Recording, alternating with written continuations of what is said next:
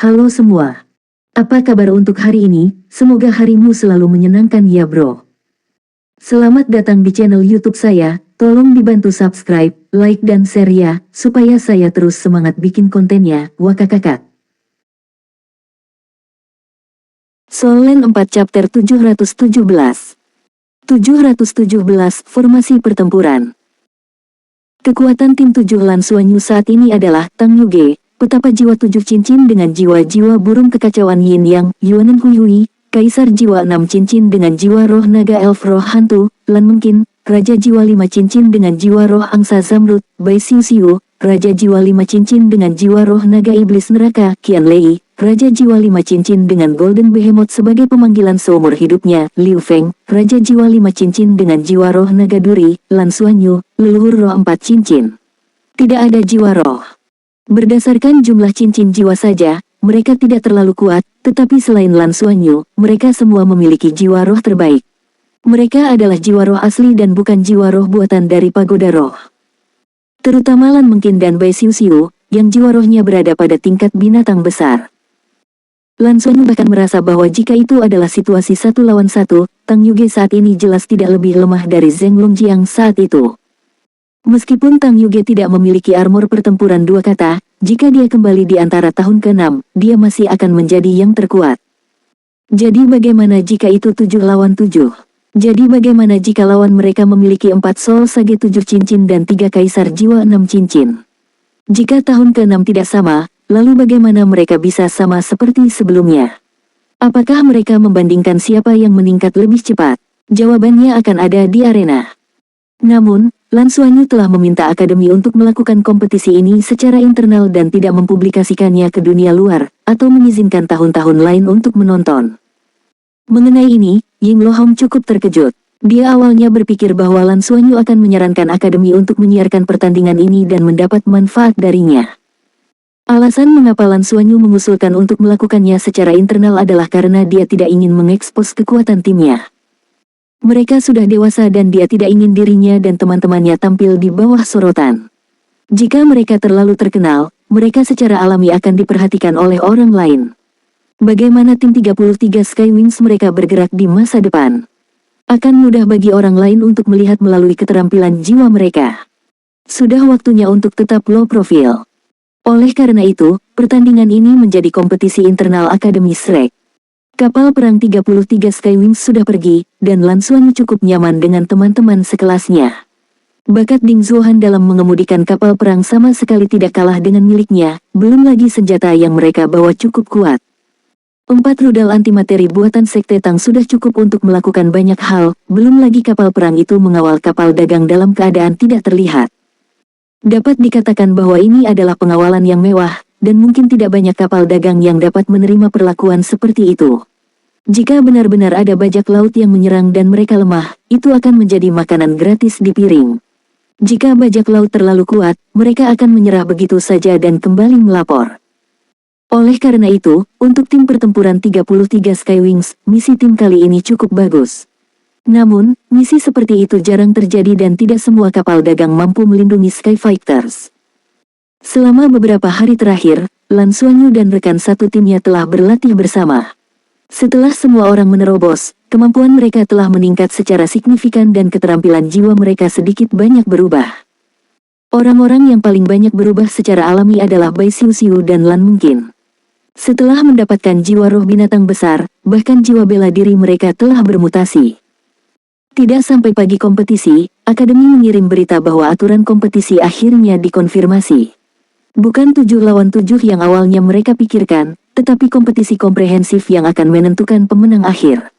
Ini juga merupakan kompetisi yang sepenuhnya menampilkan kekuatan gabungan kedua belah pihak. 31v1, 12v2, 17v7, total 5 pertandingan. Dalam kompetisi 1 lawan 1, pemenangnya akan mendapatkan 1 poin. 2 lawan 2 akan mendapatkan 2 poin, dan pertandingan 7 lawan 7 akan mendapatkan 4 poin. Dengan kata lain, jika mereka memenangkan 31v1 pertama dan 12v2, mereka akan dapat menentukan pemenang bahkan jika mereka tidak bertarung di ronde terakhir. Format turnamen ini relatif menguntungkan untuk tahun ke-6 karena tim Lan Xuanyu mengandalkan pertarungan tim untuk menang melawan tahun ke-6 di masa lalu. Dalam hal pertarungan tim Lan Xuanyu setidaknya memiliki keunggulan psikologis.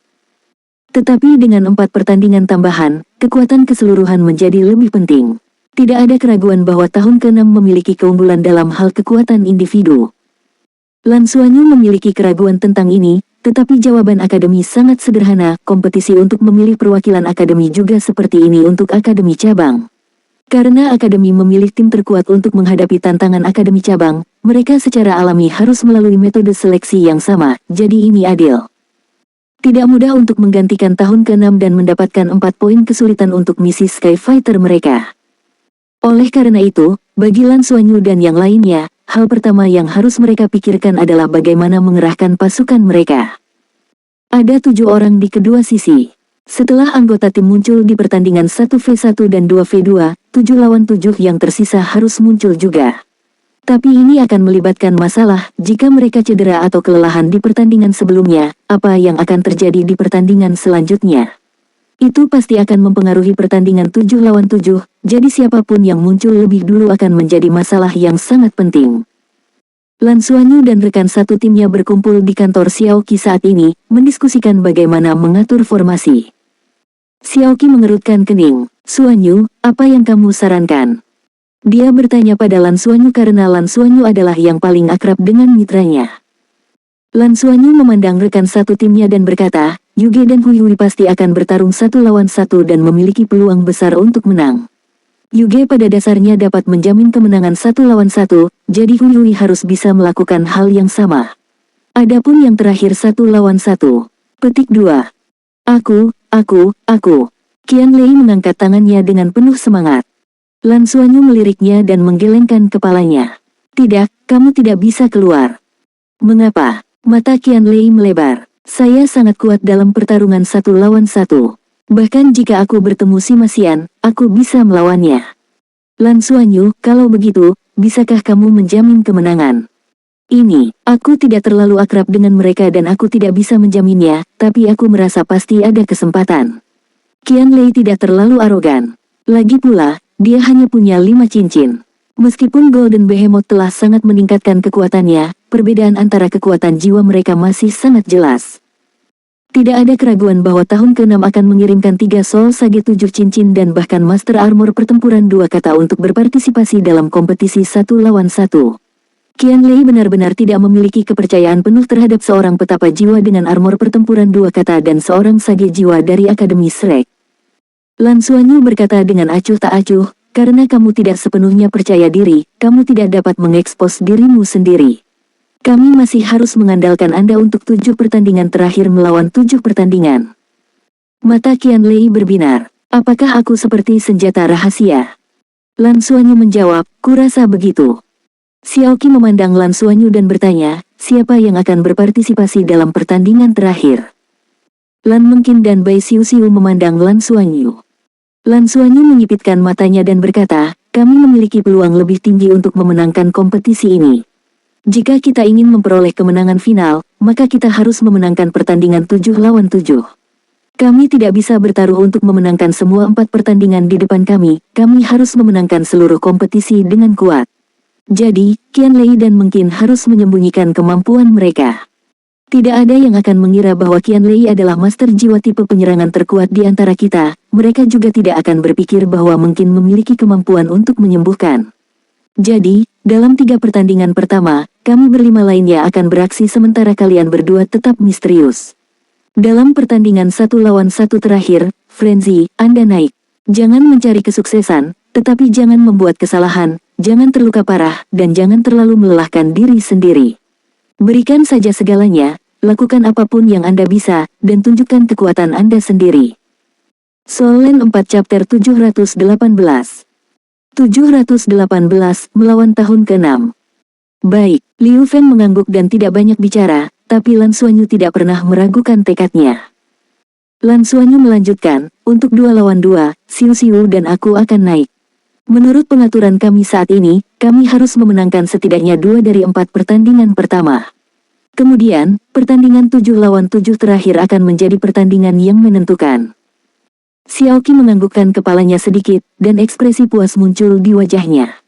Setelah pelatihan berkelanjutan, Lan Xuanyu, pemimpin kelas, menjadi lebih dewasa. Dalam hal usia dan kekuatan jiwa, dia mungkin yang termuda dan terlemah di seluruh kelas, tapi dia tanpa diragukan lagi adalah pilar dari seluruh kelas spiritual pertempuran bintang. Dapat dikatakan bahwa tanpa dia, tidak akan ada kelas eksperimen yang menjadi fokus seluruh sekolah. Eselon atas akademi sudah menyadari hasil bagus yang mereka peroleh di planet sumber naga dan sangat optimis tentang masa depan mereka. Xiaoqi sangat berharap anak-anak ini bisa menciptakan lebih banyak keajaiban. Salah satu kriteria penting untuk menilai apakah seorang guru yang bertanggung jawab di pengadilan luar biasa adalah berapa banyak muridnya yang bisa masuk ke pengadilan dalam, dan Xiaoqi percaya bahwa kumpulan siswa ini akan memberinya kejutan besar. Sementara tim Lan Xuanyu sedang mendiskusikan taktik mereka, tahun ke-6 juga melakukan hal yang sama. Kali ini, mereka berjuang untuk kehormatan seluruh kelas.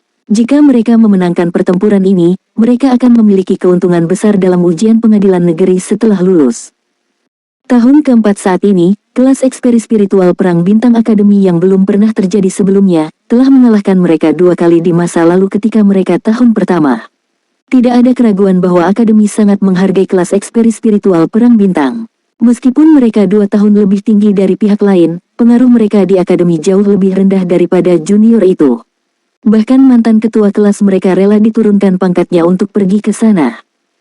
Mereka sudah menjadi bahan lelucon di pengadilan luar dan banyak orang bahkan mengatakan bahwa mereka adalah kelas terburuk dari pengadilan luar dalam beberapa dekade terakhir. Apakah itu guru atau siswa di tahun ke-6, mereka selalu berada di bawah tekanan seperti itu dan rasa sakit di hati mereka bisa dibayangkan. Tidak ada yang mau disebut sampah, apalagi membawa reputasi seperti itu ke pengadilan dalam. Apa yang akan dipikirkan oleh para guru pengadilan dalam tentang mereka? Jika para guru pengadilan dalam memakai penilaian, berapa banyak dari mereka yang bisa masuk ke pengadilan dalam? Selain Sima Xian, yang relatif percaya diri, bahkan Li Siki dan Li Siming tidak terlalu percaya diri untuk berhasil. Itulah mengapa mereka memikirkan metode ini. Hanya dengan membersihkan penghinaan mereka sebelumnya, mereka akan memiliki kesempatan untuk meningkat. Meskipun hanya tepat untuk tahun ke-6 untuk menang melawan tahun ke-4, dan akan lebih memalukan jika mereka kalah, mereka tidak punya pilihan lain. Lagi pula, mereka sudah kalah 2 kali. Mereka melamar ke akademi dan akhirnya mendapatkan kesempatan ini. Mereka harus menang dan mereka harus menang dengan indah untuk membuktikan bahwa mereka mampu. Pada saat ini, seluruh tahun ke-6 sangat bersatu. Semuanya menaruh harapan besar pada pertandingan ini. Dibandingkan dengan beberapa tahun yang lalu, Sima Xian telah benar-benar dewasa. Mungkin itu karena jiwa bela dirinya, tetapi dia tampak sedikit lebih tua dari usianya yang sebenarnya. Tingginya lebih dari 2 meter, dan bahunya sangat lebar. Dia tidak memiliki banyak otot di tubuhnya, tetapi dia mengeluarkan perasaan yang sangat kuat. Rongga matanya dalam, dan seluruh tubuhnya memancarkan aura berbahaya. Sebagai orang nomor 1 yang tak terbantahkan di antara tahun ke-6, tekanan yang dia alami tidak diragukan lagi adalah yang terbesar. Pengaturan pasukan selesai dan dia mencoba yang terbaik untuk menenangkan emosinya. 6 orang yang sudah disiapkan di sisinya diam-diam menunggu kompetisi dimulai. Pertandingan ini akan diadakan di arena Akademi Shrek. Ini juga merupakan tempat di mana para siswa berlatih setiap hari. Ada tindakan perlindungan sempurna yang bisa menahan Meisha yang bertarung di dalam. Tidak ada siswa dari tahun lain untuk menonton, hanya siswa dari 2 tahun yang diizinkan masuk. Ketika tahun ke-6 tiba di arena seni bela diri, mereka menyadari bahwa tidak ada tahun ke-4 di area penonton. Bukankah mereka akan menonton kompetisi? Tidak, mereka harus menyelesaikan misi Skyfighter mereka dan tidak akan berani membuang waktu. Bagaimanapun, tahun ke-6 juga merupakan tahun ke-4 dan tahu betapa sulitnya menyelesaikan misi. Tapi setelah menyelesaikan misi Skyfighter yang tersisa akan mengalami perubahan total. Tahun ke-6 saat ini bukan lagi 29 siswa dari sebelumnya. Hanya ada 21 siswa yang tersisa dan 8 sisanya yang belum menyelesaikan misi Skyfighter tersingkir. Di tribun penonton, 14 tahun ke-6 menunggu dengan gugup. Mereka telah menyelesaikan misi Skyfighter dan sekarang adalah lulusan kuasi dari pengadilan luar Akademi Shrek. Sebagian besar dari mereka memiliki armor pertempuran 2 kata dan memenuhi syarat untuk lulus dari pengadilan luar Akademi Shrek. Masih ada beberapa orang yang bekerja keras untuk menyelesaikan armor pertempuran 2 kata mereka sebelum lulus. Mereka harus menang. Mereka mengepalkan tangan mereka tanpa sadar dan menatap dengan gugup ke arena kosong, diam-diam menunggu pertandingan terhormat ini dimulai. Bagi mereka, pertempuran ini terlalu penting.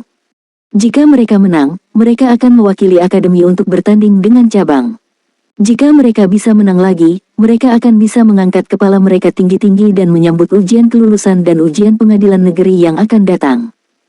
Jika mereka kalah dalam pertandingan ini, mereka mungkin akan menjadi lulusan Akademi Shrek yang paling menyedihkan dalam beberapa dekade terakhir. Oleh karena itu, mereka bertekad untuk memenangkan pertandingan ini. Semua orang tahu konsekuensi dari kalah dalam pertandingan ini, tetapi mereka tetap menyetujui pertandingan ini tanpa ragu-ragu.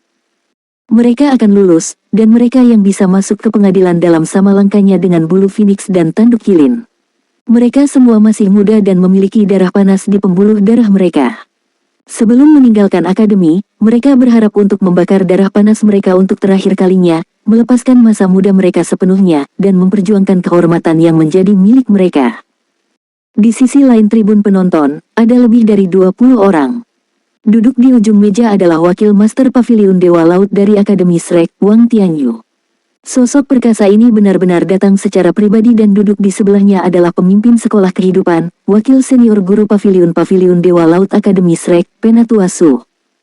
Penatua Su selalu memiliki senyum di wajahnya dan dia terlihat sangat tua. Dia tampaknya tidak banyak berubah dibandingkan sebelumnya, tetapi mereka yang akrab dengannya akan menyadari bahwa matanya tidak seterang sebelumnya.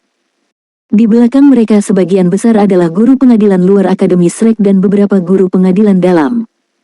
Zheng Longjiang juga ada di sana, dan dia saat ini duduk di sudut tribun penonton. Setelah dia mengetahui tentang pertandingan ini, dia secara khusus mengajukan permohonan ke pengadilan dalam untuk izin menonton. Dia selalu sangat tertarik pada Lan Xuanyu, dan junior ini telah menyebabkan dia menderita di tahun pertama mereka. Ini adalah sesuatu yang belum pernah dia temui sebelumnya sejak memasuki Akademi Shrek. Setelah beberapa tahun, dia ingin melihat seberapa jauh para junior ini telah berkembang. Sesosok turun dari langit dan perlahan mendarat di tengah arena. Itu adalah dekan pengadilan luar Akademi Shrek, Ying Lohong. Benar, dekan sendiri yang akan menjadi wasit kompetisi ini untuk memastikan keselamatan para mahasiswa yang berpartisipasi. Ini adalah kompetisi pertarungan yang sebenarnya, bukan kompetisi virtual di Douluo World. Kedua belah pihak masuk. Suara tenang Ying Lohong bergema di seluruh tempat. Di kedua sisi arena, kedua belah pihak berjalan ke arena dengan masing-masing 7 orang. Di sisi tahun keempat, Lan Xuanyu berjalan di depan dengan Tang Yuge, Bai Xiuxiu, Lan Mengqin, Qian Lei, Liu Feng, dan Yuanan Huihui di belakangnya. Di sisi tahun ke-6, yang di depan adalah Sima Xian. Di belakang Sima Xian adalah Master Jiwa Perisai Kura-Kura Hitam Li Ximing dan Li Siki bersaudara, dan Lan Xuanyu tidak mengenali salah satu dari 4 orang di belakang mereka. 2 siswa yang telah bertarung dengan mereka sebelumnya tidak ada di antara mereka. Soul Land 4 Chapter 719 Zhou Pengzan. Tahun ke-6 telah mengubah daftar mereka. Lan Xuanyu menyipitkan matanya. Dia telah menyelidiki secara kasar dan menemukan bahwa ada 4 orang bijak jiwa 7 cincin di antara tahun ke-6 dan tidak ada jiwa Douluo. Dia tidak menyangka akan ada 2 pengganti dibandingkan dengan orang-orang yang bertarung melawan mereka 3 tahun lalu. Tidak ada keraguan bahwa tahun ke-6 memiliki alasan untuk mengubah barisan mereka. Sebanyak 14 orang dari kedua belah pihak berjalan ke tengah arena dan membentuk formasi 1A. Ying Lohong berkata dengan suara rendah, pemimpin kedua tim menyerahkan daftar nama. Demi keadilan, daftar peserta harus disiapkan terlebih dahulu dan diserahkan langsung ke Ying Lohong. Setelah itu, mereka tidak diperbolehkan berganti tim. Oleh karena itu, pengaturan pasukan adalah bagian yang sangat penting dari rencana mereka. Lan Xuanyu dan Sima Xian berjalan keluar dan berdiri di depan Ying Lohong masing-masing saat mereka menyerahkan daftar nama. Dalam jarak dekat, Lan Xuanyu merasakan tekanan kuat dari Sima Xian, tapi dia tidak takut sama sekali dan menatapnya dengan tenang. Mata mereka bertemu dan Sima Xian hanya merasa bahwa Lan Xuanyu mengeluarkan perasaan ilusi dan tidak terpengaruh oleh auranya sama sekali. Anak baik, Sima Xian menyipitkan matanya. Dia masih bisa mengingat dengan jelas bagaimana Lan Xuanyu menggunakan Heavenly Secret Splitting Abyss Halberd untuk membalikkan keadaan. Ying Lohong mengambil daftar nama dan memberi isyarat agar mereka kembali ke tim. Pertandingan pertama, Tang Yuge dari tahun ke-4, dan Zhou Pengzan dari tahun ke-6. Tang Yuge berjalan perlahan sementara 6 lainnya mundur. Di sisi lain dari tahun ke-6, sudut bibir si Masian sedikit melengkung, dan yang lainnya juga rileks. Dia benar. Itu benar, di babak pertama ini, si Masian menebak bahwa tahun ke-4 akan mengirimkan Tang Yuge terkuat, itulah sebabnya mereka membuat pengaturan seperti itu. Tidak diragukan lagi sangat bermanfaat bagi mereka untuk menebak susunan lawan. Untuk putaran selanjutnya, mereka juga berharap untuk berkembang ke arah yang telah mereka rencanakan. Zhou Pengzan adalah siswa tahun ke-6 yang tidak dikenal Lan Xuanyu. Dia belum pernah mendengar tentang dia di pertandingan sebelumnya melawan tahun ke-6. Lan Xuanyu tidak mengenal Zhou Pengzan, tetapi Tang Yuge mengenalnya. Bagaimanapun, dia dulunya adalah ketua kelas dari kelas tahun ke-6. Ketika dia mendengar nama Zhou Pengzan, dia benar-benar mengerutkan kening. Lan Xuanyu melihat ekspresi Tang Yuge dan sedikit terkejut. Mungkinkah ada sesuatu yang istimewa tentang Zhou Pengzan ini? Kedua belah pihak memasuki arena dan yang lainnya mundur. Hanya Tang Yuge, Zhou Pengzan, dan Ying Lohong yang menjadi wasit yang tetap berada di arena. Zhou Pengzan memandang Tang Yuge dengan ekspresi rumit dan berseru, "Pemimpin kelas." Tang Yuge menjawab dengan jelas, "Aku bukan lagi ketua kelasmu, kamu tidak perlu memanggilku seperti itu." Zhou Pengzan menggelengkan kepalanya dan berkata, "Tidak, dalam hati saya, Anda selalu menjadi pemimpin kelas kami. Pada saat itu, gurulah yang meminta kami untuk mengisolasi Anda dengan sengaja, berharap untuk membuat Anda marah. Kami benar-benar tidak ingin." "Baik." Tang Yuge melambaikan tangannya dan memotongnya. "Masa lalu adalah masa lalu, dan saya sudah membuat pilihan saya. Saya tahun ke-4 sekarang dan tidak ada hubungannya dengan tahun ke-6 lagi. Lakukan yang terbaik." Zhou Pengzan menatap wajah halus Tang Yuge dan tatapan rumit melintas di matanya. Dia menganggukkan kepalanya dengan penuh semangat. "Ketua kelas, saya akan melakukan yang terbaik. Bersiaplah untuk kompetisi," perintah Ying Lohong. Tang Yuge dan Zhou Pengzan mundur secara terpisah untuk memperlebar jarak di antara mereka. Di lapangan luar Akademi Shrek, pertandingan 1-1 pertama antara tahun ke-6 dan ke-4 akan segera dimulai. Melihat kedua belah pihak mundur beberapa langkah, Ying Lohong melambaikan tangannya dan berteriak, "Mulai." Setelah mengumumkan dimulainya kompetisi, dia mundur jauh. "Tahun ke-6 akan menang. Kita akan menang. Kita akan menang." Di tribun penonton, beberapa tahun ke-6 berteriak serempak saat mereka menggunakan kekuatan jiwa mereka untuk menyebarkan suara mereka ke seluruh arena. Mata Zhou Pengzan berubah sedikit merah saat cincin jiwa muncul di bawah kakinya. 3 cincin jiwa ungu dan 3 hitam. Kaisar jiwa 6 cincin. Dalam kompetisi 1-1 ini, tahun ke-6 sebenarnya tidak mengirim sage jiwa 7 cincin tetapi kaisar jiwa 6 cincin. Setelah pelepasan cincin jiwanya, mata Zhou Pengzan berubah menjadi kuning cerah. Lapisan sisik tajam perlahan muncul dari kulitnya, membuatnya tampak seperti landak. Setelah melihat ini, Liu Feng tercengang. "Apakah ini naga duri? Itu bukan makhluk dari rasku." Suara Ton Dragon segera bergema di hatinya. "Sepertinya telah bermutasi. Ini memiliki sebagian dari garis keturunan ras saya tetapi tidak murni. Sepertinya beberapa kemampuannya telah menghilang dan beberapa kemampuannya telah diperkuat." Zhou Pengzan, jiwa bela diri, naga duri iblis, jiwa bela diri yang bermutasi. Pada saat yang sama dia melepaskan jiwa bela dirinya, Tang Yuge melepaskan jiwa bela dirinya juga. Cahaya 5 warna berkedip dan lapisan sisik menutupi seluruh tubuhnya saat cincin jiwa muncul di bawah kakinya. Ketika si Masian dan yang lainnya melihat cincin jiwa ketujuh muncul dari kaki Tang Yuge, ekspresi mereka berubah jelek. Sage jiwa 7 cincin, dia benar-benar menerobos. Menurut informasi yang mereka terima sebelumnya, kultivasi Tang Yuge tetap berada di puncak cincin ke-6. Untuk beberapa alasan, dia tidak dapat menerobos ke alam 7 cincin.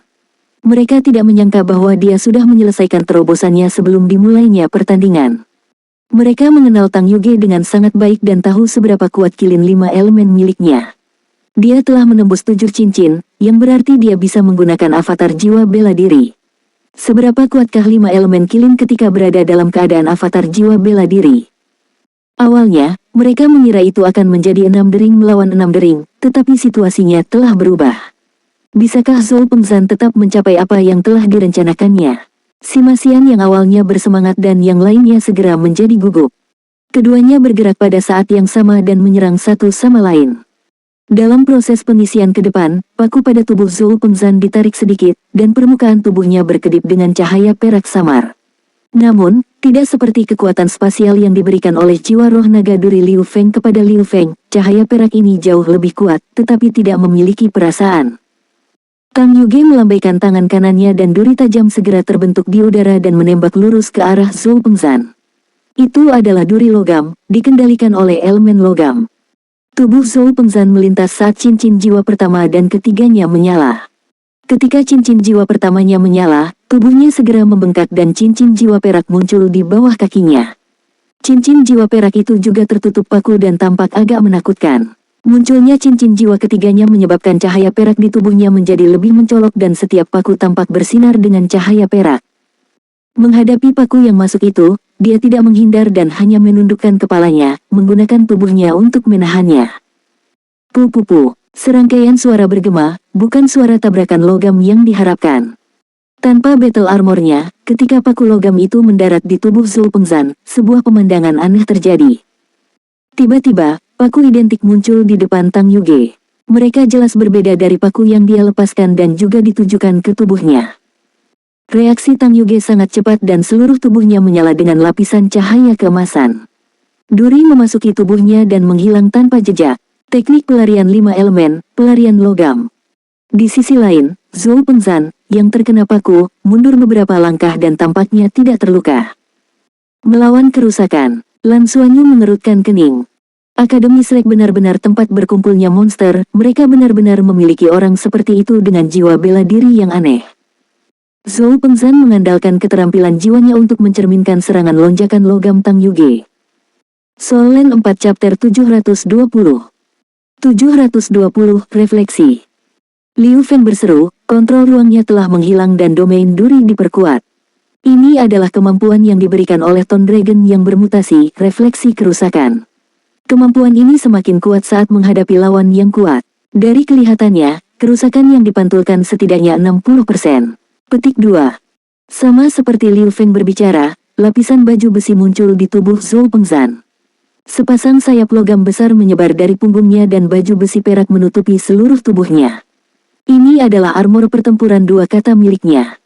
Saat armor pertempuran dua katanya muncul, seluruh auranya berubah secara tiba-tiba, dan auranya tidak kalah dengan aura Tang Yuge. Duri tajam keluar dari battle armornya dan menutupi seluruh tubuhnya. Zhou Pengzan tidak terus menyerang. Sebaliknya, dia mengepakkan sayapnya dan melayang ke langit. Cincin jiwa pertama dan ketiganya menyala.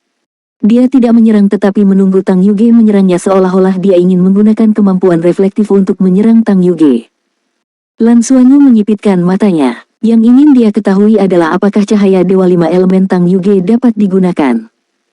Dia segera memahami taktik lawan. Jelas bahwa Zhou Pengzan secara khusus dipersiapkan untuk Tang Yu menggunakan kemampuannya untuk memantulkan kerusakan. Kemampuannya untuk memantulkan damage tidak hanya mampu memantulkan skill soul lawan, tetapi juga mampu sangat mengurangi kekuatan serangan pada tubuhnya. Dengan cara ini, dengan pertahanan yang kuat dari armor pertempuran dua kata, dia tampaknya berada dalam posisi yang tak terkalahkan. Tahun ke-6 tidak berniat menang melawan Tang Yuge di pertandingan ini. Mereka hanya ingin bertarung untuk hasil imbang dan mengkonsumsi kekuatan jiwa Tang Yuge pada saat yang sama untuk melemahkan kekuatannya di pertempuran selanjutnya. Itu memang rencana yang bagus. Tang Yuge tidak melanjutkan serangan keduanya dan hanya menatap Zhou Pengzan dengan tenang. Di masa lalu, ketika mereka berada di tahun ketiga mereka, Tang Yuge tidak terlalu memperhatikan Zhou Pengzan. Zhou Pengzan mengandalkan karakteristik unik dari jiwa bela diri untuk masuk ke Akademi Shrek. Saat itu, dia memiliki nama panggilan di kelas Spiky Ball. Dia suka menemukan orang untuk adu mekanik ketika dia tidak ada hubungannya. Dia suka membiarkan orang memukulinya dan kemudian melatih teknik refleksi kerusakannya. Semua orang juga bersedia untuk berlatih dengannya karena mereka ingin melatih refleks mereka terutama terhadap keterampilan jiwa rebound. Mantan karung pasir manusia ini telah berkembang ke titik di mana dia bisa mewakili kelasnya dalam pertempuran. Kemampuannya untuk memantulkan kerusakan tidak diragukan lagi telah meningkat, dan bahkan armor pertempuran dua kata miliknya memiliki kemampuan yang sama, itulah sebabnya dia memilih untuk bertarung. Apakah Tang Yuge benar-benar tidak memiliki perasaan untuk tahun ke-6 sama sekali? Bagaimana itu mungkin? Bagaimanapun, semua orang telah belajar dan berkultivasi bersama selama lebih dari 2 tahun, dan dia adalah pemimpin kelas pada waktu itu. Meskipun dia tidak terlalu ramah karena suasana hatinya yang buruk saat itu, dia selalu bekerja keras untuk kelasnya. Dia akrab dengan setiap siswa. Alasan mengapa dia pergi bukan karena dorongan guru tetapi karena dia merasakan kehangatan dari tahun-tahun pertama. Mungkin karena orang itu termasuk tahun pertama. Di bawah pengaruh banyak faktor, dia memilih untuk pergi. Melihat Zhou Pengzan yang sedang tumbuh, dia sebenarnya merasa sangat bersyukur. Apakah Zhou Pengzan bisa masuk ke pengadilan dalam atau tidak, setidaknya dia sudah dewasa dan sudah menjadi Master Armor Pertempuran Dua Kata. Dia bisa berhasil lulus dari pengadilan luar. Zhou Pengzan juga melihat Tang Yuge di udara. Dengan 7 cincin jiwa berkedip-kedip di tubuhnya, dia tampak lebih cantik. Jauh di lubuk hatinya, selalu ada bayangan pemimpin kelas ini. Bukan hanya dia, tetapi banyak anak laki-laki di kelas memiliki perasaan yang sama. Dia masih ingat dengan jelas bahwa di akhir tahun keempat, di antara para siswa yang tersingkir karena tidak dapat menyelesaikan misi Skyfighter, ada seseorang yang menangis dan mengatakan betapa bagusnya jika ketua kelas masih ada. Zhou Pengzan tahu bahwa dia bukan satu-satunya yang menyukai Tang Yuge. Pada saat ini, menghadapi Tang Yuge, emosinya sangat rumit. Ada rasa senang, khawatir, dan juga gugup. Dia berharap untuk membuktikan dirinya di depan Tang Yuge paling banyak. Mungkin hanya dengan melakukan itu dia akan memiliki kesempatan di masa depan. Dia berkultivasi dengan sekuat tenaga untuk meningkatkan kekuatannya sehingga dia bisa masuk ke pengadilan dalam karena dikatakan bahwa setelah masuk ke pengadilan dalam, dia akan dapat berpartisipasi dalam acara perjodohan yang terkenal itu. Dalam hatinya, ketua kelas pasti bisa masuk ke pengadilan dalam. Jika dia bisa masuk ke pengadilan dalam, dia akan memiliki kesempatan untuk mengaku padanya. Bahkan jika dia gagal, itu tidak masalah. Setidaknya dia sudah bekerja keras. Ini juga menjadi motivasi bagi Zhou Pengzan untuk maju. Dia mampu berdiri di sini karena kerja kerasnya sendiri. Meskipun jiwa bela dirinya unik, itu tidak kuat di kelas sampai dia menerobos ke ring ke-6. Ketika banyak siswa masih berada di ring ke-5, dia sudah menembus ring ke-6. Mengandalkan kemampuan uniknya, ia menyelesaikan 2 misi Skyfighter yang sangat sulit dan memperoleh cukup banyak hadiah. Dia melihat ke bawah dengan tatapan membara dan tiba-tiba melihat Tang Yuge menggelengkan kepalanya dengan lembut. Pada saat berikutnya, dia pindah. Tang Yuge mengetuk tanah dengan ringan dengan ujung jari kakinya dan melayang ke langit, langsung menuju Zhou Pengzan. Seorang sage jiwa 7 cincin sudah bisa mengandalkan kekuatan jiwanya untuk terbang. Bahkan tanpa armor pertempuran 2 kata, itu tidak akan mempengaruhi gerakannya di udara. Ini juga alasan mengapa ekspresi Simasian dan yang lainnya berubah drastis. Jika Tang Yuge tidak bisa terbang, rencana mereka pasti akan memiliki peluang sukses yang lebih tinggi. Zhou Pengzan menyilangkan tangannya di depannya dan cahaya perak di tubuhnya samar-samar terlihat. Sayap di punggungnya terbuka dan dia tiba-tiba mengepakkannya saat dia mundur. Tetapi pada saat berikutnya, dia melihat aliran cahaya. Tubuh Tang Yuge ada di udara dan cahaya 5 warna berkedip. Dia tiba-tiba meningkatkan kecepatannya dan tiba di hadapannya hampir seketika. 5 elemen cahaya dewa yang hebat.